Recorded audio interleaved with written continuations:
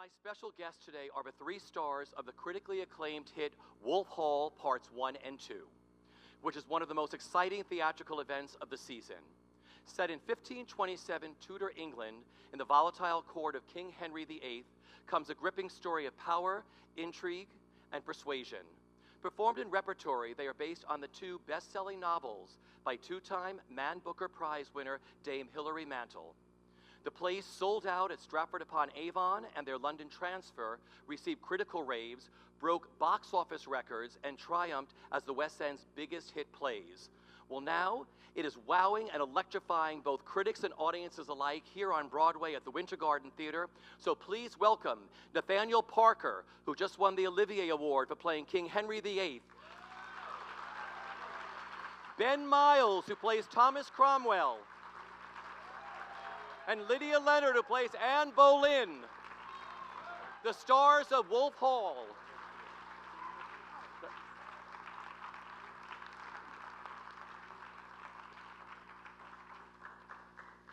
Well, hi there. Yeah, have a microphone. We are trained. They are trained. Yes. Hello. Thank you so much for sitting with me this afternoon. Great pleasure. This is one of the most exciting theatrical events of the season.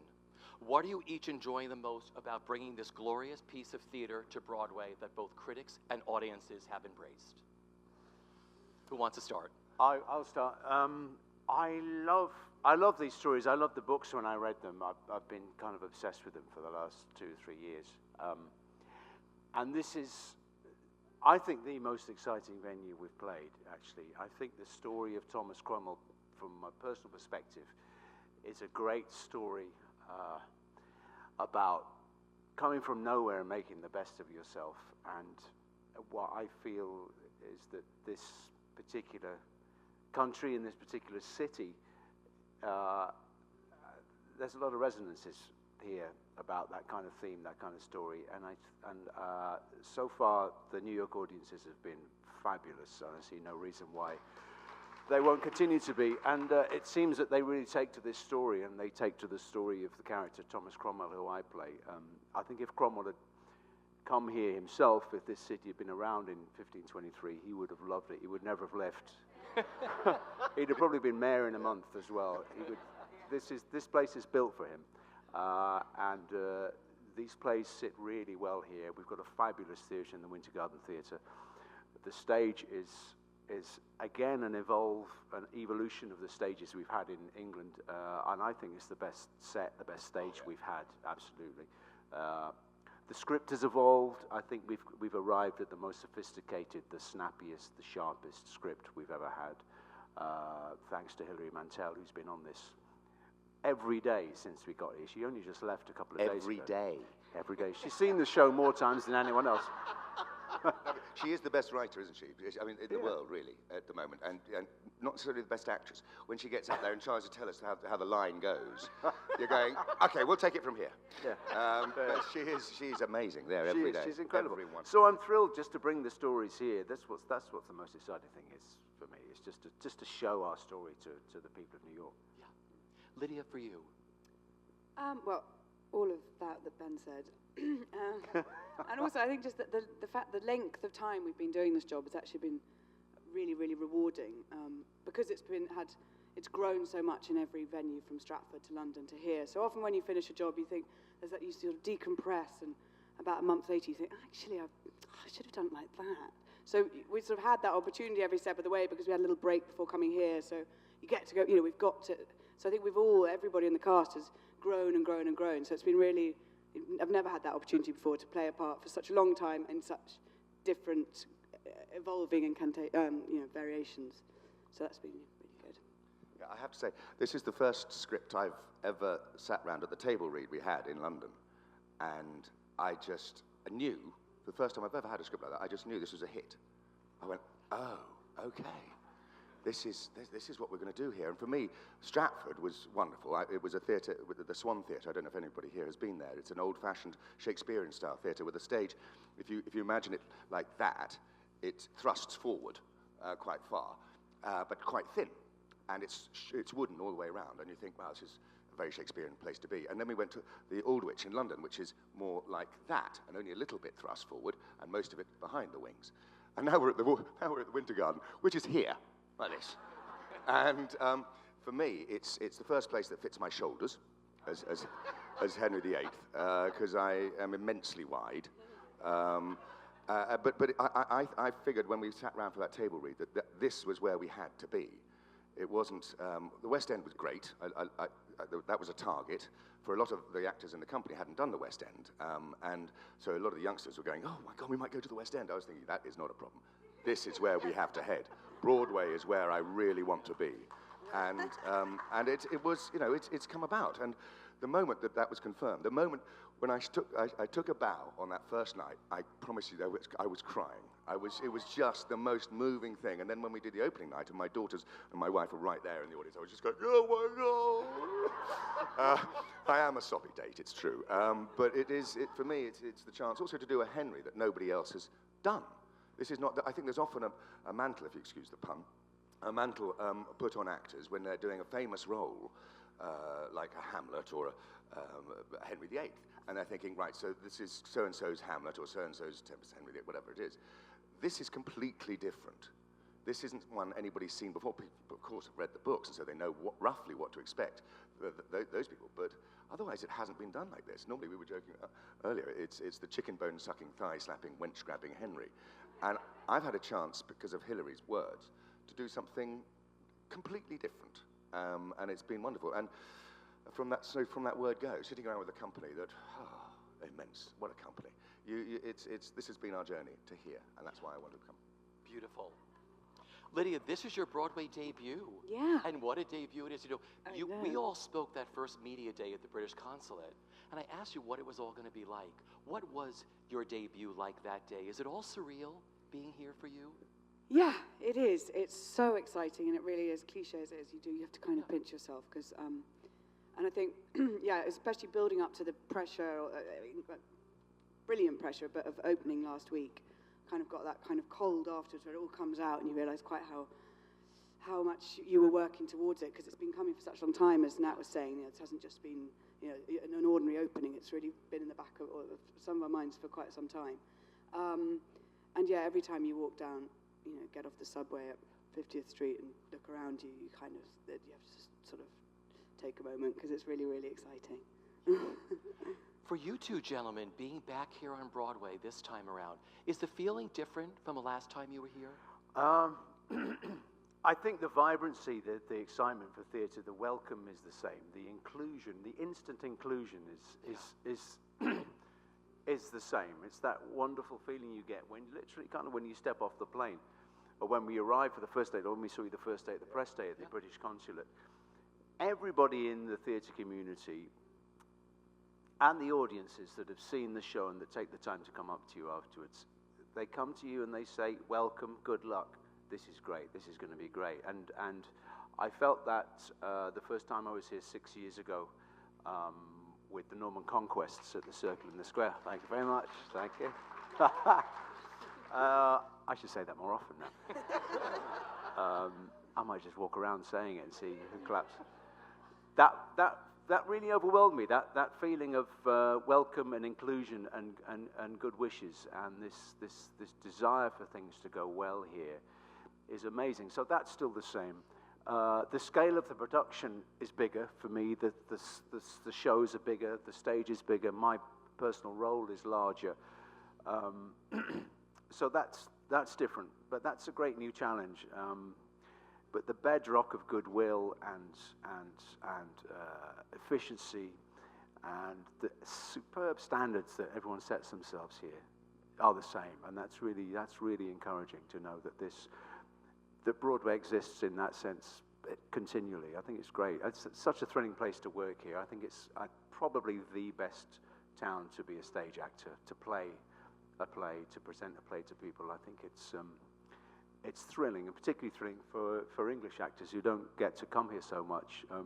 We're all, as a company, hugely grateful that we were able to negotiate with Equity the fact that we could all come as a company. There's 21 English actors on one stage in Broadway, and that's, you know, that's no small thing to consider, especially when you think about how many, you know, New York actors are based here, and who, you know, they find it's tough to work. It's tough to work as an actor anywhere. So we're grateful to Equity for that, and it's really wonderful to come as a cohesive unit. Like you say, to bring the show that we sat around and read nearly 2 years ago here, it's thrilling. It really is. Nathaniel, for you being back. The time I was here last was 20-odd years ago now, and it was a very different production. It was a star-led version of Merchant of Venice with Dustin Hoffman, and yes, he was brilliant, actually. He was quite fantastic, I thought, but it was a very different kind of thing, and I have to admit to have not had a great time. I found it quite relentless. I think Bassanio, who's the largest part in the play, actually, Bassanio, is also one of the most boring parts in Shakespeare. And so I remember I went to casting in LA about 6 months afterwards, and the casting director had seen the play. He'd seen our production, and he said, "Oh, you played Bassanio. Okay, who's that?" I went through the plot and tried to explain. He said, "No, can't get you. Thanks very much." Obviously, I didn't get the part, but it's perhaps it was just the way I was playing it. Let's be honest. But it was Your shoulders were too small. No, I think I might have been obscuring Hoffman. Actually, that was the problem. But this is a very different experience. As Ben says, the welcome has been immense, and the audience. Was something I don't remember. All I remember about the audience on Merchant of Venice was clapping every time that Dustin opened his mouth, really. Which is quite right, too. He's incredible. But it was the audience here. There's a strange stigma sometimes that happens in English audiences. Say, do you have to dumb down for the American? No. Why on earth would one do that? You guys get references that none of the British audiences got. On the other hand, you might have missed some of the references that not so many, because we've cut them down, haven't we? We've pared them away, some of the geographical references and that kind of thing. But the audience here are just fantastic. You walk on stage and they clap before you've said anything. Love you. So no, I think it's a much more exciting time altogether, yeah. Well, take me back to the beginning. How did Wolf Hall happen for each of you? How did you each get cast? Were you offered? How did it all happen? I'll start this time. I was offered, and I turned it down. Twice. Really? Yes, that is how stupid I am. I was doing a play at the time called The Audience, which is now here as well, with Hilary Mantel. And I was doing that in the West End, and one of the co-producers on that is our producer here, our London producer here, Playful, who partners with RSC. And they said, Georgia and Matt, who run Playful for us, said, do you want to do this? I went, no, honestly, I don't do any more theatre. I mean, that's enough for me now. It's too much time away from home. Then they came back following me and said, please do it. And I was going, no, don't pay enough, frankly. I need to go and earn some money. And then they gave me the script, and I went, oh, damn. And then I met with Jeremy, and our amazing director. And I have to admit to coming out of that meeting a little bit shell-shocked. When I said to him, this is such a cinematic script, how are you going to do it? He said, oh, just move the characters around as quickly as possible. On and off the stage as quickly as you can. And I thought, and he's a sort of 6'4" giant with this lumbering thing that goes like this, and I thought, that's not the answer I wanted. You know, I wanted something clever, and I happened to be doing a radio play that day, and I went to work, and a wonderful actress called Penelope Wilton was in it, who's one of Jeremy's muses, really, and she said, I hear you're working with Jeremy, and I said, I don't know. She said, no, you must. He's the best. And so that persuaded me, and that was what, that afternoon I went, all right, I'll do it. And it has been the most wonderfully rewarding experience. Jeremy's now such a good mate, and I think he's one of the best directors on the planet at the moment. I can't see a rival, but so that's how I came to it, and I'm bloody glad I did. As are we. Lydia, for you. I did a reading of the play probably about 3.5 years ago, and I wasn't working, and you did one of these rehearsed readings, which I'm sure lots of people do. And I wasn't reading Anne. I was reading the plays were both about 4 hours long at that point. I was reading sort of about 5 different people called Mary and like 3 different Elizabeths, none of whom are actually still in the play, and another fantastic actress was reading Anne. Anyway, so and I thought, because they were so long, because they were in development, and I thought, because I'm not normally a fan of adaptations really on the stage, so it's really testament to everyone involved how these really, really stand on their own. So I wasn't at all like that enthusiastic at the prospect of it, and I knew, well, I thought, anyway, I could see that I definitely related to the character of Anne, and I could see that that would be a possibility that this was going to be offered to me. And then, lo and behold, a year and a half later, I went and met Jeremy, and he offered me the part. And I have to say, I was quite reluctant about doing it stupidly, because I had no idea of how popular the books were already. And then when people told me, I just thought, well, that's an even more of an obstacle to doing an adaptation, because you've got so much to live up to. But again, like Nat really, really wanted to work with Jeremy Herrin, who I really, really admired, and thank goodness I did, because it's just, and the role was incredible, obviously. So, and it's just turned out to be the most extraordinary experience. So, thank goodness. Just goes to show. See, Ben, for you. No taste. I lost a bet. And, no, I got a call. I got a phone call from my agent. I remember I was sat in my car about to set off somewhere, and the phone rang, and they said they want you to play Thomas Cromwell in Wolf Hall at the RSC, and it came from nowhere. I heard it was happening a while before that. I think this was April 2013, and October 2012, I bumped into an old mate of mine who's a producer at the RSC at my local subway station, tube station we call it. And I said, I hear you're doing Wolf Hall at the RSC. He said, yeah, I think we are. And I said to him, I'd love to see the scripts, just out of interest, because I was reading the books at the time. And he said, would you really? I said, yeah, I would. He said, okay. And as I say, that was October, November. And then the following spring, I get a phone call with the offer to play Thomas Cromwell. Nothing had happened in between at all. So you've got to be careful who you meet on the subway. Were you still in your car? What? Were you still in your car? I was, yeah. 4 months I've been in the car. I have a bad sense of direction. And that was it. I said a few expletives and was amazed, and then began the process of, I met with Jeremy. He took me out for a lovely dinner at a restaurant at the Globe Theatre, and we hardly talked about the play. We sort of drank and ate, and it was lovely. And at the end of that, he said, I'm very excited, and I said, I'm very excited, and then I looked at drafts of the script, and we worked on the script, and we had a few readings before we started rehearsing properly, and the full cast was assembled. So that was it. It was a complete bolt from the blue. I hadn't chased it. I hadn't met for it. It just sort of came to me wonderfully with I'd had the good fortune to sort of be available, and Jeremy, I'm forever indebted to him for thinking of me and suggesting me for the part, and that's how it happened, just out of the blue. And there was a wonderful, weird connection too, which was at the Christmas of 2012, I think it was. Ben and I bumped into each other at a restaurant in London owned by a mate of ours. And it was, oh, God, I haven't seen you for ages. How are you? Listen, we must work together sometime. Yeah. 2 years later. Yeah. We've done nothing but work together. Exactly. Of course. I love that. What I love the most about Wolf Hall is that this is Hilary's take on the Tudors. It's told from Thomas Cromwell's perspective. When did you each first read the books? And why do you think these books are so good and read worldwide? I first read Wolf Hall prior to that phone call from my agent. Yeah. Took me a while to read, actually, I must admit. It took me a couple of goes to get past page 100 because the narrative is so...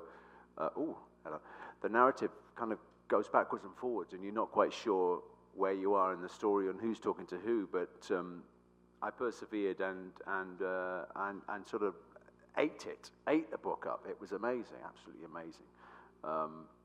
So that was my experience of Wolf Hall before the offer. These books they're unique, you know. It is Hilary's version of Thomas Cromwell's version of events, but they're just so beautifully written. They're great, amazing characters that are drawn in the books. They're perfect for actors. They're perfect character studies for actors. I haven't had to really research any more than the two books that Hilary's written for this role. Normally you have to sort of go into all kinds of stuff, but there it was in 2 books. That was enough. That's more than enough. I'm still going back to them even now, you know. But they're not just historical novels. Yes, they are, and they're set in a period of history that is of interest to a lot of people globally, particularly in the UK and I think in the US. But they're more than that. They're wonderful human stories. They have such detail. The themes are immense. They really are. I mean, you know, I could bang on about it for ages, but I won't. But they're just very, very unique, special books. And one of the amazing results of these books is that Hilary, I think, has kind of redrawn history. She's kind of she's set a new template, a new benchmark for that period. But she hasn't written historical academic books. She's written novels. They're made-up stories based on fact. What fact there is, she's used, and where there are gaps, she's used her imagination. But they're so authentic and they're so compelling that they're sort of unconsciously now perceived as the book on the Tudors, which is an amazing achievement, I think. Lydia, for you, did you know the books early on, or? No, I read the books because I got offered the part, and luckily I had about 3 months, so I had a lovely summer actually just sitting in my parents' garden reading them, and I mean, they're just incredible, and I think it's rather like seeing the plays. It's really good to come and see them all in one day. It's quite nice to have been forced to read both books back to back in a kind of binge, so they're extraordinary, and as Hilary kept saying, or Jeremy or someone, the thing about which comes really clearly in the books, which you think would be a given, but isn't in historical writing, is that it's not history for them. So that they're such truthful, modern themes. So it's not right reading history when you're looking at the personality types and the interactions between them. And as an actor, it's been the easiest job, really, in terms of, because she's done all the characterization for you. I mean, the scenes are so, any problems or questions, you just referred back to the book, and it's just beautifully written there by Hilary. So you'd have to make very few choices yourself, because all these brilliant, intelligent, complicated choices have been made for you by Hilary. And Nathaniel, for you? Well, rather like Ben, I did try reading the books first. By coincidence, not long before I was offered it, and I didn't get past page 100. And then I thought, okay, this is the kick. I now have to get past page 100. And as you say, once you do, you fall into this incredible world with 180-odd characters, I think, in the books. And the weaving and winding of every character is quite immense. And I think one of the tricks that she's done is research it brilliantly. As you say, she's filled in some gaps, but she has researched it brilliantly. So a lot of the historians in England go, well, yeah, that's as much as we know, really. And now there's more bits coming about other characters, but she's centered on Cromwell, and it's his version of events, which gives someone like me the chance to play Henry. What I was saying before about Henry is it's not the usual Henry, because it's his Henry. So, in fact, Henry could have said, please tell me what to do, Thomas, in a normal voice, but Cromwell's version is, tell me what to do, Thomas. You know, he was desperate for me to tell him what to do. And I think one of the reasons it's done so successfully around the world is it's not Shakespeare, frankly. I mean, and I think that's true. You know, Shakespeare was brilliant. He's the best playwright, best screenwriter I've ever worked with. But this isn't Shakespeare. This is accessible to everybody. And I remember on the second night we had in Stratford, a friend brought his 13-year-old son with him. And afterwards I said, so were you okay with the stories, with the plots and everything else? He said, oh, yeah. It wasn't Shakespeare. And so none of the Twyneth Traneth thing that was going to sort of echo and be a barrier to him was there. It was just open. The roads, all the roads for the characters and the stories were there. Fantastic. You know, it's funny you said accessible. That's what I loved about sitting through this. You made the whole story so accessible. She did. You know, Thomas Cromwell is the first spin doctor, right? Really, when you come to think about it. Yeah, he is. I mean, it's fascinating what he sort of originated. You know, you see a lot of sort of similar types nowadays. You know, but yeah, he was the original spin doctor. He's the original. You could say the original working class hero, the original self-made man. Slut shamer. He's sort of a what? The original slut shamer.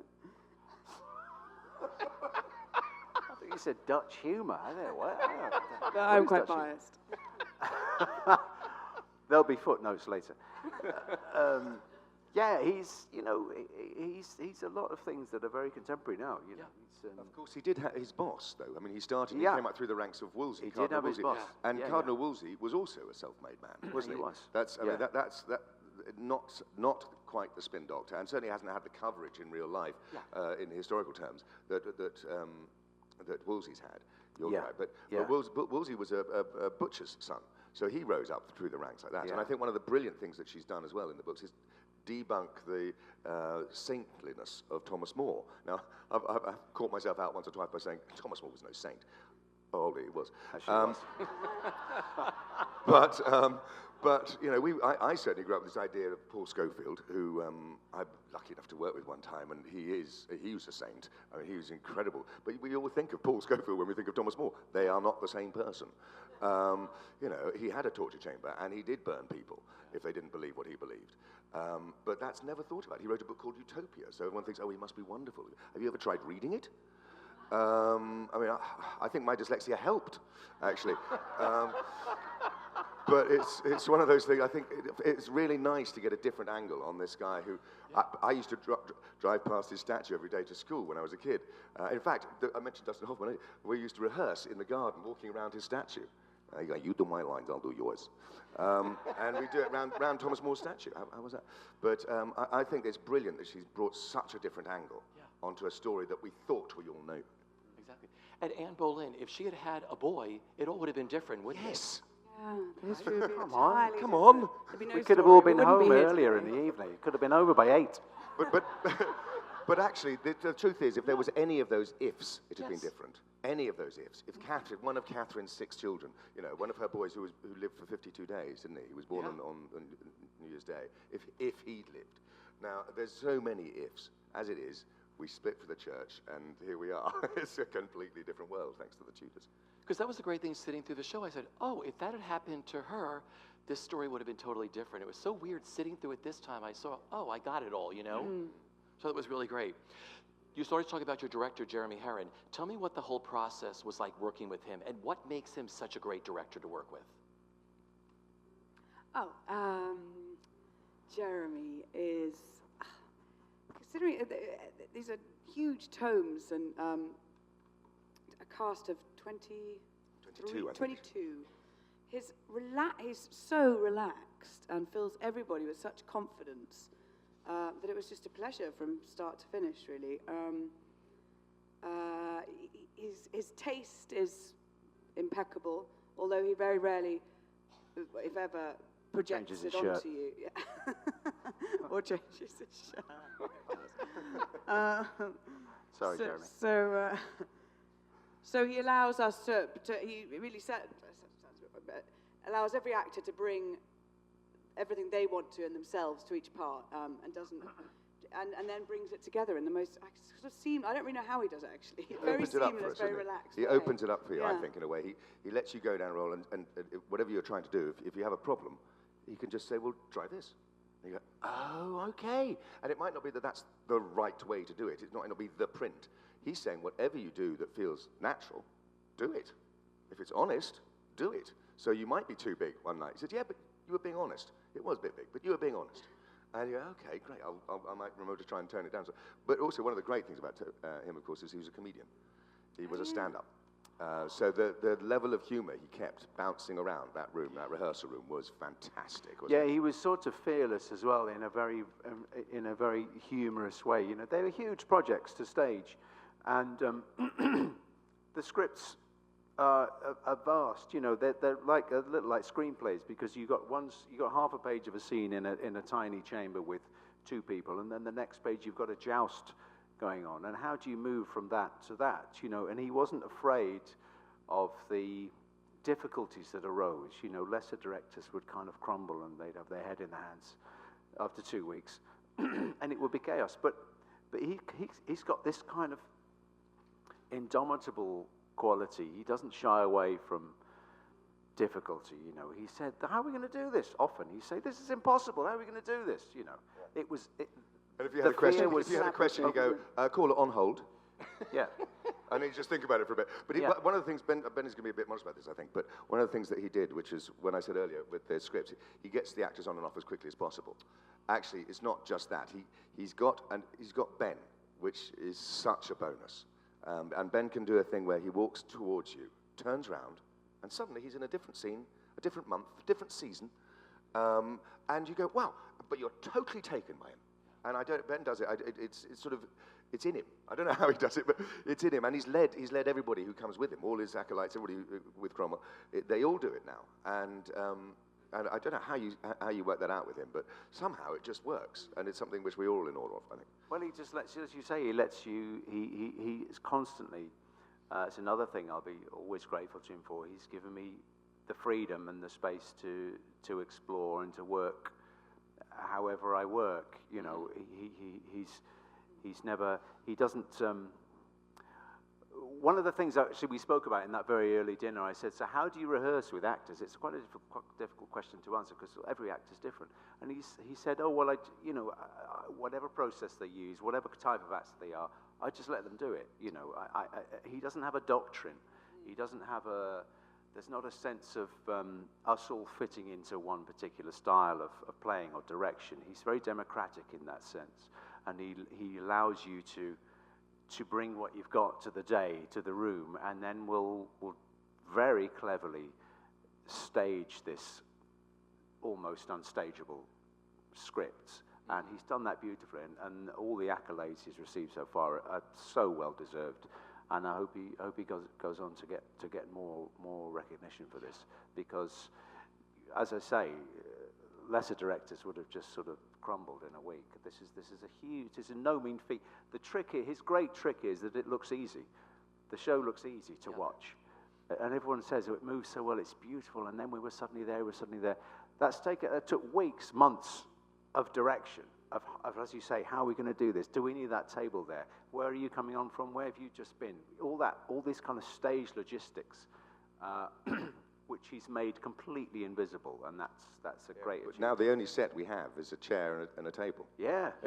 On this enormous stage, and it comes on and off in different scenes, and is whatever table it is in that scene. But that's it, a little table, not much bigger than this, and a chair. And maybe a stool or two as well, but that's it. You know, for barges going down the River Thames or anything. And he did something to me that he reminded me of last night, actually, when I saw him just before he went back to England, which is I got really pissed off at one point about it, right? And I was thinking, I'm not getting this right. I need his help. I want him to come on. And you know, it's not as though I haven't got an ego. And he obviously thought, I said, Jeremy, can you just, he said, I haven't got time now. Oh. He said that to me, and I was thinking, oh, you don't say that to me. And then I went downstairs, all gruff and everything. And he sent down his associate director, Joe Murphy, who's also wonderful. Joe said, so is everything all right, Nat? Joe, I know you've been sent by Jeremy. I said, I know you've been sent by Jeremy, and I know you're just going to report back to him. No, it's just, no, I know you are. It's fine. Just tell him this. And I went through it, and then about 2 days later, I'd worked through my angst. And Jeremy sat down with me and said, see, you're clear now, huh? And he went, yeah. And he said, from that moment, Nat, he said to me last night, he said, then from that moment, Nat, you were Henry. And I went, oh, okay. Because you worked it out yourself. And that's what he can do. Yeah. He can let you do it. And I think he's a genius. I love him. It's brilliant. It is seamless, like you said. You go from a scene with 2 people to then having 21 people on stage just with a turn or a change of a light. Yeah. Really brilliant. The lighting's brilliant too, isn't it? The everything about both this plays are world, very differently lit, aren't they, by 2 different people? Yes. But they're both fantastic and both quite rightly been recognised for it. You start to talk about having Hilary Mantel in the rehearsal room. How helpful was she during the whole process, during rehearsals, to each of you? What kind of conversations did you each have with her? Well, it made things a lot quicker, whereas normally all sorts of questions about the time or backstory pop up in rehearsals, but you could just turn to Hilary and say, so what, and she'd just tell you straight to her back. So there's no, like I'm speaking now, there's no or when she talks. When Hilary speaks about that era, she's so fluid and it all comes out. It's so interesting. She could go on for ages, but she equally, just tells you what you need to know. So that was incredibly helpful having that on tap. Yeah. She started by giving us notes on our characters. Every single character in it. She'd written a note. She'd written a piece about. I want that every play I do from now on. You know what I'm saying? It was brilliant, wasn't it? Yeah, it was And do you remember that amazing. first question day? It was a big, Yeah. we sat round the tables, about 12 more, 15 tables maybe in a circle with everybody sitting at them, and some of the producers as well. And she sat, I luckily sat next to her, and she answered every single question from every single person without more than 3 ums in the whole day. That's a whole day from 10 till 6. She said 3 times. I sat next to her and counted. It was extraordinary, wasn't it? Yeah, it was a huge help to have her in. Our first rehearsal period in London for the Stratford-on-Avon run of this show, I think it was her first time in a rehearsal room. She hadn't really been around a theatre production before. Curiously enough, she'd worked she used to go a lot to the theatres in Stratford-on-Avon as a school child, and loved that whole scene, but she'd never really been involved with a bunch of actors and a director before. Writing, as you know, is a very solitary profession. It's just you and your writing. And for her to come into this deeply collaborative, chaotic art form was quite a surprise for her, I think. And she wasn't sure of her role in the room either. She was there as the writer of the books that had been adapted by Mike Poulton, and she didn't know what her license was really early on. And then, as you say, she sent out these wonderful character notes for each of us to consider. I think in about the second week of rehearsals, and everything just sort of changed from then. It was fabulous. And since then, I emailed her quite early on I had a question about Cromwell's story before the start of the play, the start of Wolf Hall Part 1, where he arrives back from the north of England, having had a sort of 2-week journey down back to London. And I asked her, I said, what do you think would be going through his head on this journey? And she sent back a sort of 3-4 page email, which is like a chapter from the book. And I read it and I was amazed. And I thought, this is a fantastic, as you say, a fantastic channel of communication to have between an actor and the creator of the stories. And gradually her sense of her role within the company has grown and grown and grown, and her confidence Definitely has grown a member and of grown the and company, grown. isn't she? I mean, yes, she's the 23rd member of the absolutely. company. It wouldn't be what it was without her. Definitely, it wouldn't be what it is without her. Absolutely. So it was amazing to have the writer in the room. Sure. Really, really useful. How did you each approach your roles during rehearsals? Because, Ben, did you write out a timeline of Cromwell's events that you sort of put around the rehearsal room? Yeah, I did. And part of my sort of second reading of the books, I noted down what happened to Cromwell at what point and what he knew was going on in the world. Basically, a sort of an objective timeline of the stories in the books. And because they're such big books, I had a sort of office room in the rehearsal rooms in London, and I put them up on the wall, and they went around the room about 2 or 3 times, these things, because they're so vast. But that was really important for me because the scripts, the adaptation is very, as it has to be, very succinct, very snappy. You often jump gaps of 4 years in the actual narrative of the story in this play. So it was very important for me to know at the beginning of each scene exactly what had happened prior to that, what had happened in the space between scene 2 and scene 3 in the plays. What was going on? What do I know? What don't I know? It's your kind of sort of standard stuff that I kind of consider and work on any character. But because there was so much information in the books, I had to write it all down. So that was a lot of my preparation. I spent a lot of time learning the lines as well. There's quite a few words to say. I don't know how many, but there are a lot. So that was a lot of my time was taken up doing that. I didn't have much sort of playtime in rehearsals. Yeah. I used to kind of shut myself. Nat very kindly used to bring me sandwiches and stuff for lunch and stuff, because I had this little room at work where I go and sit in a lunch break and try and learn my lines, or if I wasn't learning my lines, I was sleeping on the floor, just trying to catch up, because it was a full-on rehearsal process. You know, there's lots to do, and we had 9 weeks to stage these 2 plays, which is really no time at all. It was really, really quick, so I couldn't waste a second. So a lot of the kind of socializing early on, you know, I wasn't really involved with, sadly, because I had to do my homework, you know. That's where Lyd and I came in. Yeah, you made up for it. Yeah. For you two, Lydia, for you, how did you approach finding Anne in the rehearsal room? Did you do that kind of thing, or what did you do? I think just the books, back to Hilary, to Wolf Hall and bring out the bodies. Just as I said earlier, just completely invaluable. And it's so nice when you get a part as an actor that's either a real person or based in real history, because it's sort of, you know, there's so many amazing eras to read about, so it kind of pinpoints your reading. And so of course you're just fascinated in the period. So I did read a couple of other biographies on Anne, but then that can be a little bit unhelpful because you're playing Hilary's Anne, and who's a cog in this story. So, and you don't, you know, if you find out all this interesting other facts, it's not terribly helpful to the process, really, to keep bringing that into the rehearsal room. So I didn't really. So yeah, just kept back to the books, and then eventually there comes a point where you actually have to put the books to one side, because the play then becomes bigger than that story. We become, you know, it evolves. So you then have to put them aside and just be in the room. But that was it, really. Yeah, Nathaniel, for you. Well, I'm slightly different in that as soon as we start, I put the books down. If I've got a script, and I've done this for years, because I've done quite a lot of adaptations now, and I remember years ago doing Vanity Fair, and my father saying, you know, trying to take the book to me and going, what about this, what about this? And with Far From Madding Crowd, you've got all this.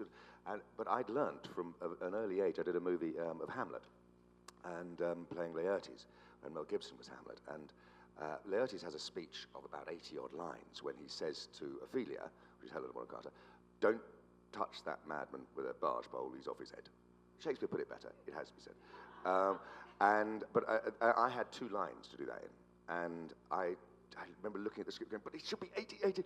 I went, no, I can't do that. If I try and put all 80 lines into those 2, it'll be terrible.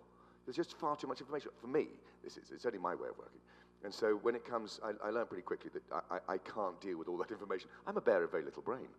And when it comes to it, I'd rather just do with a script. And sometimes people refer to the book and say, well, this happened with the book, and I just go, did it? Okay. Because I can't do that. There's too much information. I had such fun playing with Henry. The other thing for me was, once I got past that little angsty moment with Jeremy, I found a cloak that I wore. Do you remember that cloak? And then I found a crown, because it's the RSC, there's always a crown lying around somewhere. and I put a crown on, and I spent about 2 weeks wearing this crown on my cloak. I was really chuffed with it. I was going, yeah, you know, I was sitting there being, I'm king now. And then the designer came in and said, what's that on your head? It's a crown, Chris. What do you think it is? He said, well, he didn't wear crowns. Oh, It's my crown. So I had to lose the crown straight away, because he never wore one. But that was my process. There was a point in rehearsals where Jeremy, I think he'll say, you know, if you ask him, where he almost banned the books, because there was, wasn't there? Yeah, absolutely. There were so many points in the day to say, oh, well, in the book this happens, and what about this? That there had to come a point where, as you say, Lydia, and that. We just did the script, you know, and whatever information you've gleaned from the books, fine. If you want to go back to them in your own time, fine. But we have to do the scripts now and not the books. And in on the American rehearsals to come here, we've had Hilary adapting it here. We've lost 10, 15 minutes off each play to bring it here, and we put new bits in to reorganize and just to tighten. And so you've got Hilary doing the adaptation now. So every word is golden. I mean, not necessarily every word, but every word to us feels like it's golden. And, you know, there's been I've got a greatest hits of 4 speeches in one now. You know, and sort of, oh, well. And I've just actually the other night, I did say one from one of the old scenes. I went, hey, oh, no. Yeah. Just come back to it. Was there something special that unlocked your roles for you during the rehearsal process? One thing that said, now I have him, or her, or perfected you?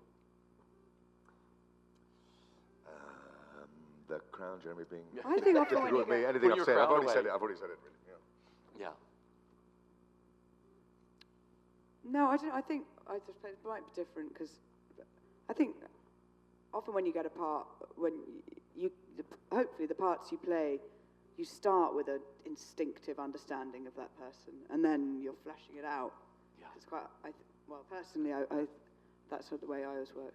As a matter I think for me you were of quite trusting Henryist it, from getting to that. day one. Henry was just, it's just Nat, basically. There's a wonderful line in there when Wolsey says, oh, that can't be quite true, can it? There's a wonderful line in there, though, when Wolsey says he believes every line he says as he says it. Yeah. And for me, as an actor, it's bliss. It's like when I was a kid playing Cowboys and Indians or Doctors and Nurses. Everything was, you believed every second. And so Henry believes every second, every line I'm allowed to believe. So it was sort of instinctive, as you say. You could sort of do that. But there's a moment when people started to treat me as the king, which is when I went, oh, okay, I'm playing the king. Because it was great. Jeremy was, I think, worried about my status in classroom, in the classroom, school. But he'd say, don't lose your status. And I was thinking, but it's not me who has the status. Everybody gives it to me. I can't fight for it. Everyone gives me the status. And they all started giving me status. I went, okay, this is great. Yeah. Ben, for you, was there something that unlocked him? There wasn't one great sort of moment of enlightenment or whatever. I'm still working him out. That's still why this whole project is so fun for me creatively. It's so enriching. It's an ongoing process of trying to understand him. There have been things that have brought me closer to him. Like before we started rehearsing, actually, I took a trip around London to the places that he used to inhabit. And a lot of those places are still there. That's what's so amazing as well. That these stories are 16th century stories, but the places in which they took place, a lot of them are still existent in London today. So I took a trip up the Thames, on a boat up the Thames, and walked around an area called Putney Heath, where he spent a lot of time as a child, then walked around the city of London to where he lived and worked, trips to Hampton Court Palace.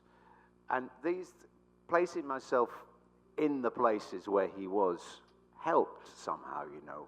Traveling on the river was a big help, because we know nobody really does that in London. But that was the main thoroughfare. That was the highway. That was the freeway of London at the time. Everyone traveled on the river. And there's a different tempo to life and a different outlook when you do that. And that helped me realize how people were together in those times. Another time I spent on the Golden Hind, which is a ship, 16th century ship, I think, which is moored in London. Francis Drake used it to sail around the globe, I think around South America, actually. And the quarters there are tiny, the rooms are tiny, and it really struck me how face-to-face that world was, how communications were very, very personal. There were no emails, there were no cell phones, there was no other form of communication other than looking at someone and speaking to them, and then perhaps writing a document about it later. So the skill involved in reading someone's face that Cromwell had, in scanning someone and knowing exactly where that tie was from, how much your shirt cost, where you got your glasses made, that kind of thing, for him to assess you like that in a split second was a very useful thing to sort of have and carry in the shows, you know. So little things like that, lots of tiny little things, yeah. Yeah, we all went as a company to Hampton Court, didn't we? And to the Tower of London, which I found particularly useful. Not only because it's quite moving, because it's where a lot of the characters, including Anne, are buried, because that's where they were executed, which is quite powerful to actually visit that and see the site. But also there's moments, particularly with the lack of scenery, but we have these incredible costumes that chart the kind of rising power of different characters, which of course is a lot of what the play is about, and status. And the buildings at that time were so incredible and had their own extraordinary power and danger. So going to Tower of London, and particularly Traitor's Gate, which is the entrance that so many people, including Anne, would enter. But if you're going, and you don't leave if you go in that gate. So just going and seeing it and being able to then draw on that and picture it later on was invaluable. Sure. What are double marathon days like for you as actors? For an audience member, they were riveting to sit through. What are they like for you? I have to say, and I wish Jeffrey wouldn't, our producer here, wouldn't call them marathon days, because they're not. They're really not. They're two plays. Yeah. There's a matinee and an evening show. They're only 2.5 hours each. And it does, to me, I come out bouncing.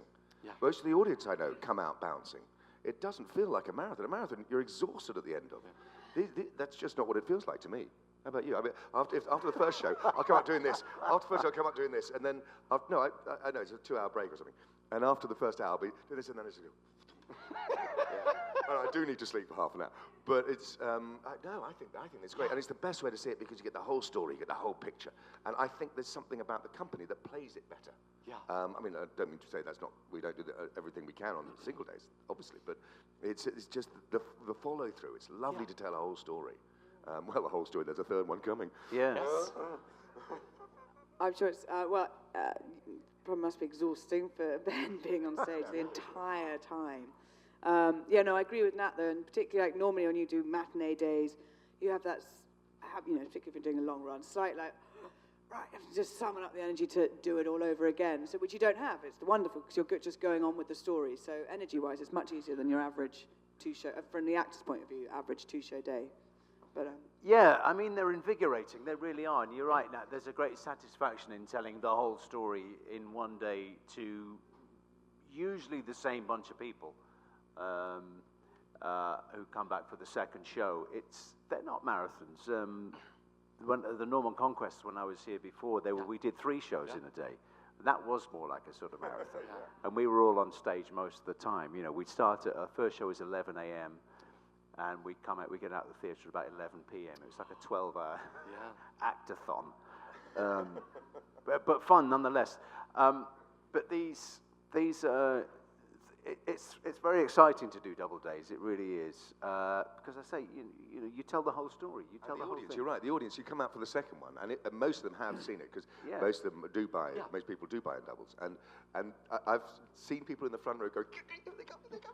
They're back. And you go, wow, that's what better buzz for an actor to start a play with an audience doing that. Yeah, fantastic. I want to go back to the beginning. Where did your love for performing begin, and what were your early creative outlets growing up? Wow. I started technically. I started in lighting and sound. I was at an amazing high school in the north of England, which had a beautiful purpose-built theatre in the round, a bit like the Circle in the Square. Yeah. I got into doing lights for the shows and sound for the shows. That's fine. That's quite a nice sound, actually. I think we heard that last night, did we? In the audience.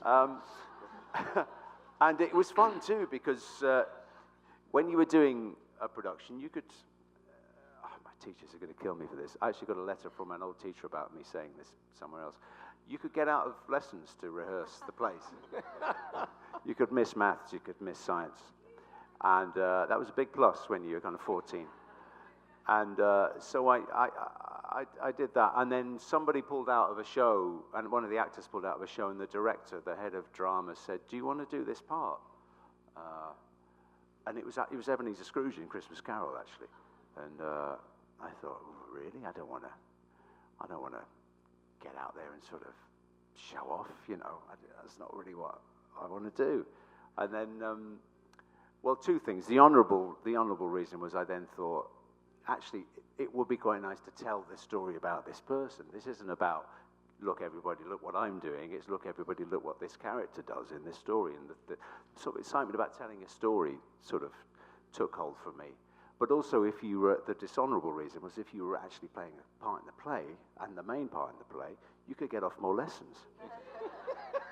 So I got out of maths, physics, French, So that was a big incentive for me at the time. So I'm basically just trying to skive off doing sensible stuff. That's how I started. And then the teacher there put me up for a thing called the National Youth Theatre, which is like a summer school. Nat, you were there, which takes place in London. And I auditioned for that and was taken on and did a very short 4-week summer course. But that was the time, age 17, I think I was then, that I thought, no, I quite like to do this for a living. And then I auditioned for drama school and was lucky enough to get in. And I went to drama school at age 18. I was really young, very young for drama school. So it sort of came on from there. Lydia, for you, you're early, and then when you said to yourself, I want to be an actress, I want to try this. I keep asking myself this because it must be a kind of interesting reason why anyone becomes an actor or an artist or and does something like that. But I don't really know. I was definitely quite young. It was something I started doing when I was really quite young. Joined the local youth theatre, and I don't know if it was. I suppose I was that sort of child. You know, me and my friends used to put on plays, except I was quite bossy. I'd always be the director.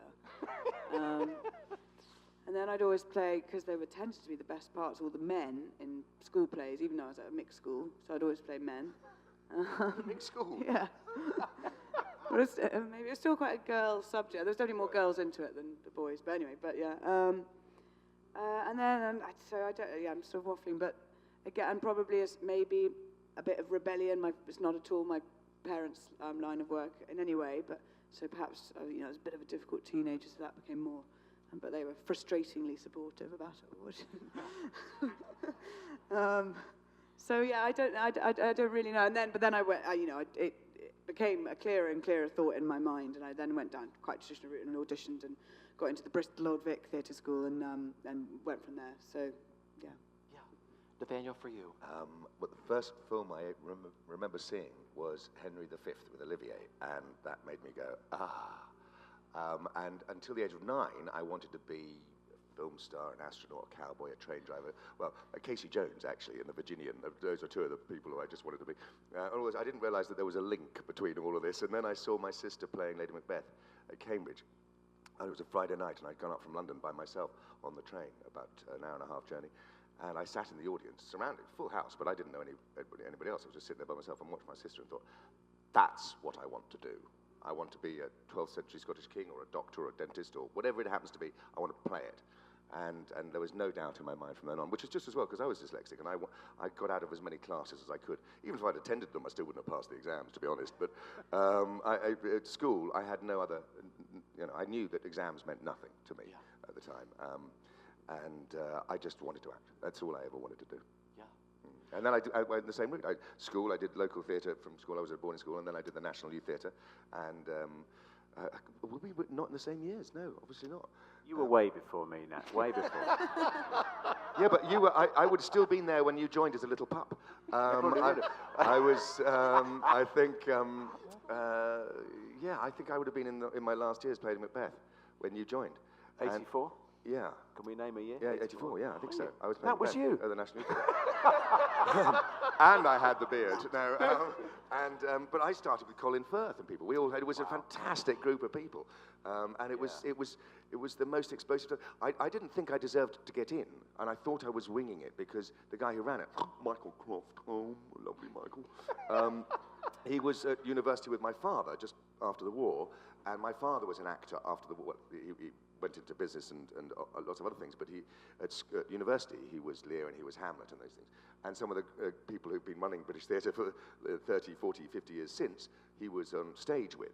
And Michael was one of those people. And the first time I auditioned for him, he went, "Oh, I love the way you stand." And I thought, "Oh, hello." and then I got in, and I thought that's probably because he liked my dad, and I just couldn't feel the sense of justification for myself. And then I got into drama school, Lambda, and I still felt it's probably because I played Macbeth at the National Theatre, and I had very little validation of what the hell it was going on that I've been doing all this time, and I still really don't. It's just great fun. Yeah. The Royal Shakespeare Company has played a big part in all of your careers. Do you remember when you first auditioned for them the first time around and what it meant to you being a part of the RSC? Yeah, I auditioned first. It was my second stage job. And I auditioned actually in my old drama school for them at the Guildhall School of Music and Drama at the Barbican Centre in London, which was then the home of the RSC.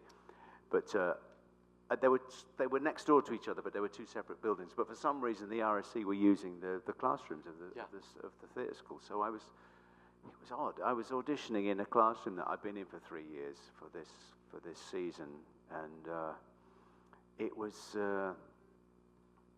nerve-wracking. You know, they were all nerve-wracking auditions, but this was kind of a big one. You know, I was like 21 years old, and I did a bit for Hamlet for Terry Hands, who was the artistic director of the RSC, and he sort of, you know, gave me the look and got me to do it a few times, and then I met Ron Daniels, because he was directing at the time, fabulous Ron Daniels, and I did Hamlet for him, and unbeknownst to me, he was directing Mark Rylance in Hamlet at the RSC at the time, and so for me to come in and do a bit bit of Mark in front of Ron was kind of, I don't know what he thought, but he directed me brilliantly, actually. He gave me some really good direction and sort of changed what I was doing for the good. And then I got in, and it was wonderful. It was like a sort of postgraduate course in acting. I went in on a contract which was called Play as Cast, which means you just join the company. You don't know what parts you're going to get. You're going to be covering the main actors, and you're there for at least a year with a tour thrown in. I made some great friends in that job, and still have very close friends from that short season. It was incredible, and I learned so much. I think I learned more about acting, craft, stagecraft in that spell than I did at drama school, because you were surrounded with professionals who were doing it for years, you know. And it was we went to Stratford, and it was a summer, and it was golden. Do you know what I mean? It was like it was the university that I never really went to, and great to be working with such great people, you know. Ron, Sis Berry, the voice coach, who was wonderful there, some fabulous. Griffith Jones, who'd been there for years and years and years. So much experience there, and so much fun to be had, and so much beer to be drunk in the pub. It comes down to that, doesn't it? It was great. Yeah. It was great. That was my first. And also, strangely enough, the assistant director on Romeo and Juliet, which I was in which I understudied Mark Rylance as Romeo, the assistant director was Greg Doran, who is now the artistic director of the RSC. And I bumped into him one day when we were doing Wolf Hall up there. It was on this lovely lawn outside the Swan Theatre. And I realized it was 25 years to the day since we started rehearsing Romeo and Juliet, since myself and Greg started rehearsing for understudy rehearsals in Stratford. And that was a very lovely, lovely moment. And I'm so thrilled that he's running it now. It really is fabulous. And to kind of cap it all, he's invited me to be an associate artist there as well, which is really Congratulations. Really thanks. Yeah. So it's a great. I've been on a great journey with the RSC. I really have. Lydia, for you. I do remember, and I remember being. The only other time I've worked with them, and the only other time I've been to New York was playing Polixena, Hecuba's daughter, in Hecuba with Vanessa Redgrave, and I remember getting the part, and it was and being on my own in my flat that I lived in then, and kind of dancing around, screaming on your own, you know, something great happens, but you're just there. And so excited, because it was already mapped to go Stratford, London, Kennedy Centre in Washington, and bam, so it was lovely. And then in the end we also went to this wonderful outdoor, because Tony Harrison, who's the wonderful poet, did the adaptation, so we did the beautiful outdoor amphitheatre in Delphi, which was extraordinary, really, just for one night only, so that was beautiful. But, so yeah, that turned out to be actually quite a difficult job, but that was the first and only time, and it was really exciting to be part of that kind of institution. So young as well. I had a completely different experience. I went in as a Barbican, same as you, and a couple of years before, I think you'd caught up a bit by then. And as I was auditioning. They were doing Romeo and Juliet that year, but not with Mark. Well, yes, that was the problem.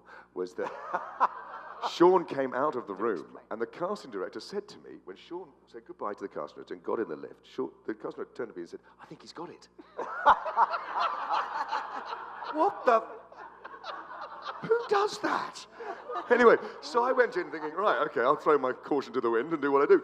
My brother had been very clever, and he's now a film director, but he's always been very good with words, and particularly with Shakespeare. And he adapted Othello, so that a bit of Rodrigo in Othello, 2 speeches from different scenes, and put them together for me. And I knew that John Barton was in, and John had been directing Othello just before that with David Suchet, I think, and Sir King Bensley. And he, so I knew roughly the sort of angle he took on it, and I did completely the opposite. So again, I was cheating, you see. I did completely the opposite, but I'd rehearsed his way too. So John sort of strode up to me as well, a grubby way, and said, "Listen, why don't you try doing it like this?" And so I tried doing it like that, and then he turned to someone and said, "He turns on a sixpence, doesn't he?" Because I'd actually rehearsed the move already. And I was in that room, that was a Monday, and I was in there 4 times that week. I auditioned for the whole company, all the directors, apart from Terry, who was the head at the time, and Trevor Nunn. And Trevor, I had met Trevor, that's right, I had met Trevor. And Trevor had said to me, "So what's your ambition?" I said, to do the splits by the time I'm 25. What was I thinking? So he said, "Go on then." So I did the splits in front of him, and for the first time ever in my life. And he said, "That's very impressive." He still didn't give me the part. But then I didn't hear from them, and then I got called back 3 weeks later. Oh, no, they offered me players cast, right? Which I just went, "No, I'm not going to do that." I was $2,000 for players cast, I thought. No. Idiot that I am. No, it actually played out quite well, because then two weeks later, Terry Hands called up and said, "I'd like to meet Nat." And so I went to his office. We had these 2 marble hands, a black one and a white one, if I remember, in his office. Extraordinary. And he sat me down and said, "So how old are you?" I said, "Well, 25. "All right. And you've been out of drama school how long?" I said, "About 6 months." "Uh-huh. And you turned us down." Nat, you know, just by being players, you can learn so much just hanging out with the actors in the dirty dark. And I thought, he's just stringing me a line here. So I took the same initiative and said, "Well, actually, the truth is, Terry, I've been offered 2 other parts, one in Greenwich and one in Chichester," without thinking he might check. And those are the parts I'd like to play. Actually, it's not the place, it's the parts for me. And so he then just left the room, said, "Stay here for a minute." He left the room, came back 5 minutes later and said, "Well, thanks for meeting with me. Don't sign those contracts before the end of the day, will you?" I said, "Huh?" By the time I got home, I got offered 6 Juve leads over the next 2 years. So it was complete BS, but it paid off.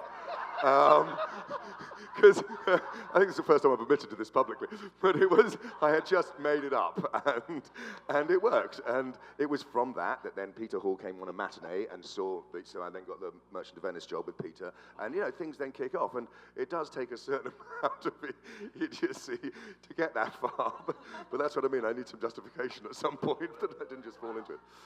Good for you. Yeah. Right? Coming from a stage background, did each of you grasp the process of film and TV easily, or did you grow into it? And do you have a favorite film or TV piece that you've done? I always ask stars and actors this question because you all start, on stage, but it's such a totally different medium. They train us so badly in England for film. No, they really do. I went back, I think it's getting much better now. Yeah. I think now the drama schools are onto it. But I went back to my alma mater about 10 years ago and gave a lecture to the kids, and none of them knew what a mark was. None of them knew the difference between lenses or what film stock was. Not that we actually, unfortunately, use much film stock anymore, but it's still there. It was a very exciting talk. I loved it, but I was shocked by how little they were taught. Some schools have proper studios now, and Lambda itself has just building the most incredible new property, which I'm really I don't have no right to be, but I'm proud of, vicariously. I think that now the facilities are fantastic, and they are starting to teach them. But certainly when I was a kid, we did a quarter of a term or half a term at Lambda, where we shot something in a studio, not even a studio, it was a room, with a microphone hanging down and someone with a video camera. And I remember taking that to my agent, who was a fantastic agent, who's your agent, both, wasn't she, Pippa? And I took it to Pippa when I first left drama school and said, "And I've got this." And she looked at it and said, "I can't possibly show that to anybody." And hopefully it's been burned.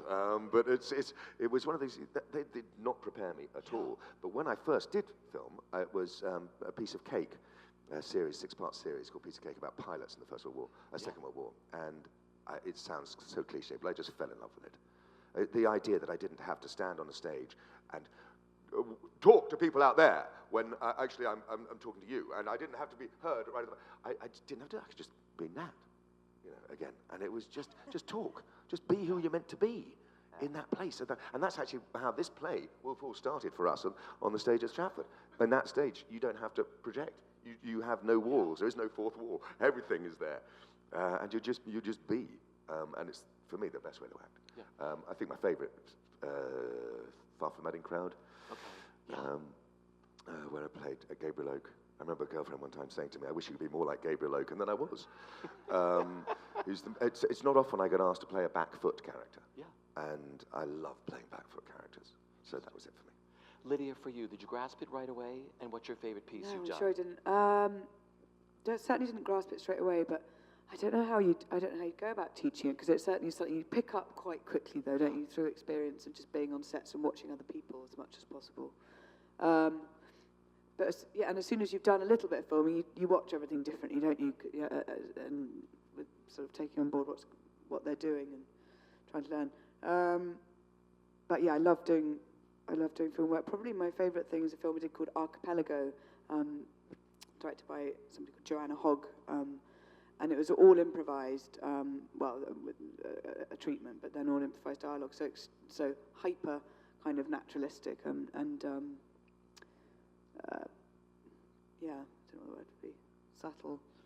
And I'm not a method actress, I wouldn't say, but it was exciting working with such an auteur and that she has a particular way of working, which is quite method, in that we were living in the house that we were filming in, and it was quite invasive, but also probably the piece that I'm most proud of.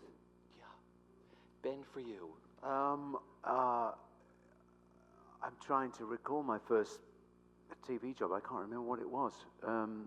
But it's, like you, Nat, we had very little tutoring at drama school. I think, again, there was a sort of half a term where someone had hired a couple of cameras, and we did scenes from a Tony Marchant play, I think, and filmed it, and we watched it back, and everybody was mortified. And you know, when you watch things back, you think, oh my God, I wasn't doing that. That's not what I meant. What was I doing? I look like that? Oh God, it's terrible. So we spent a couple of weeks filming stuff, and the teacher saying, no, you shouldn't do that. That's wrong. Don't do that. You know. So there's very little. I hope it's changed now, because TV is the most. There are the most opportunities, I think, for a young actor now. That is the medium that is most available to you as a drama school graduate. I too love it. I mean, TV and film are two very different disciplines as well, you know. There are different disciplines within TV. You know, the kind of stuff I've done. I did a sitcom called Coupling a few years ago, which aired over here. Thank you. And that's totally different. That's like that's almost like televised theatre, because you have a live audience, and you're interacting, but you're also interacting at the same time. And then you do a piece with a director like Peter Kosminski, who's just directed the TV version of Wolf Hall. I've worked for him 3 or 4 times now, and that's nothing like doing a studio-based sitcom. It's about reality. It's about people talking to people. I love the diversity in TV work and film work. I love the places you get to go to and the stories you get to discuss. One of my favourite jobs was with Peter, actually. We did a show called The Promise, a TV show called The Promise, which was shot in Israel, in Tel Aviv. And it was about the history of the birth of Israel as a nation and the sort of troubles in the late 1940s. And that was fascinating to work on. It was a great education for me. I knew very little about the history of that nation, and I knew very little about the geography of it. And it was a beautiful place to be in, and I learned a lot about the history of that, the sort of the turmoil involved in the birth of that nation. And I learned a lot about working on screen with Peter and with the actors around me. There are so many different. It's stage and screen. They're almost different jobs. They are totally different disciplines which demand totally different skills. There's one common denominator, isn't there? Though you just got to believe what you're doing. You got to believe what you're doing. Yes, yeah. yes, yeah. I mean, there are two sort of things. There's technical skill, and then there's believing what you're doing, and creative, imaginative skill. And technically, they're so different. They're so very different. And I'm always learning on a film set. I always finish a job knowing more about it than when I started. You know. I love that. If you could sum up, each of you, the best part of the experience with working on Wolf Hall, what is it for each of you? The company. Yeah. Why? Just, it's an amazing company. I think I've never felt so supported and so safe, and yet so able to take risks. Yeah. You know, I think it's a brilliant, brilliant feeling. Every night I get out there, and it's become my happy place completely. I know it sounds corny and silly, but it's true. You get out there and you just go, oh yeah, and it starts with looking in Ben's eyes in the dark, and every night we do these shark-like eyes. No, we go, we look at each other, we look at each other, we just go, that's it, that's enough, we did do, and then we're off, aren't we? And They are. Occasionally there's a spark in you. They try and make me laugh. Yeah, sometimes it's true. Try to kind of pull a funny face. and then we finish it together. It's just great. It's just brilliant. It's a privilege. Yeah. It's a privilege every night. Lydia, for you. Working with you guys. Hey. And coming to New York has just been, coming to Broadway is incredible. So yeah, probably is the best. Yeah. Ben, for you. Both those things. The company has been amazing. The loyalty in the company, the camaraderie, the positivity in the company for people who have been doing very, very little for the last 2 years, but still every night you look at them on stage and they are on it. They are with you. They are thinking stuff. They're reacting to what you're doing. If you're looking at, they react, you know. And I'm filled with such admiration for everyone in the company for being so committed to this show. New York, and getting to collaborate with one of our greatest writers, you know, getting to have a working relationship with someone like Hilary Mantel is a big thrill for me personally. It really is. My final question is, what is the best bit of advice that you've each been given, personally or professionally, that you live by? Personally or professionally? Or both. Professionally, my brother said something to me very clever when I was about to do Macbeth, and you could see the terror in my eyes. That was at the National New Theatre, and he said, "Just listen." That was it. Listen to what the other person says, and you will know what to say and how to say it. And now he's a director, and I was about to direct something, and Ollie said, "Just listen. Listen to what everybody's saying, evaluate, and then they don't mind if you say yes or no, but as long as they've been heard." So listen, I think, is invaluable. Beautiful. Yeah. Gosh. Any gems? Well, I was just telling you that I did a job, Rome, the HBO thing, and when I was about 20, and it kept raining, so my very small apartment, I ended up staying for sort of 2 months for a tiny part and hanging out with two older actors, Carl Johnson and Ken Cranham, who we just sort of bowl around Rome for 2 months, going to the most wonderful restaurants and getting these incredible per diems, all pre-credit crunch and the rest of it. It was really kind of halcyon days. Anyway, they were full of advice for the 20-year-old me, and they were so wonderful. So for an actor, they said never, to 3 things. It's better not to be bitter. I think it's very important through your ups and downs to try to stave off that, because you do see it happen, and it's easy. You know, it's a difficult job at times. The other thing was, don't try and the young actors make mistakes. Don't try and plan your career. Just take the jobs, unless they're awful. But generally, just keep working and keep working hard, because you can fall into that trap of thinking, no, I'm going to turn that down because I want to do this or this or that.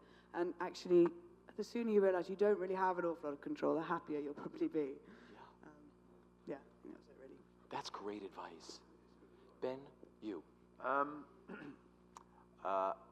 think one of the best pieces of advice about working is you don't take. They're all don'ts, aren't they? No, but yours was a do. Don't take rejection personally. You know, you're gonna not get jobs more than you're gonna get jobs. For the most part of your career, sometimes for the entirety of your career. And when someone says no, not you, don't think it's because you are in any way insufficient as a person, as a human being. Don't feel that you're lacking something. All these casting decisions are very subjective, arbitrary, chaotic, unexpected, and people are chosen for parts for countless reasons. Very rarely is it just based on your talent. And when you don't get a job, especially the jobs you really want, it's hard not to take it personally. But try not to, because that way you'll be a stronger person, and as a result, I think a better artist, a more creative person, a more imaginative person. Yeah. I want to thank you for one of the most beautiful afternoons. Oh, thank you. Thank you for Great bringing fun. Thank you. the show to New York. Thank you for doing what you all do so brilliantly. Ladies and gentlemen, the stars of Wolf Hall.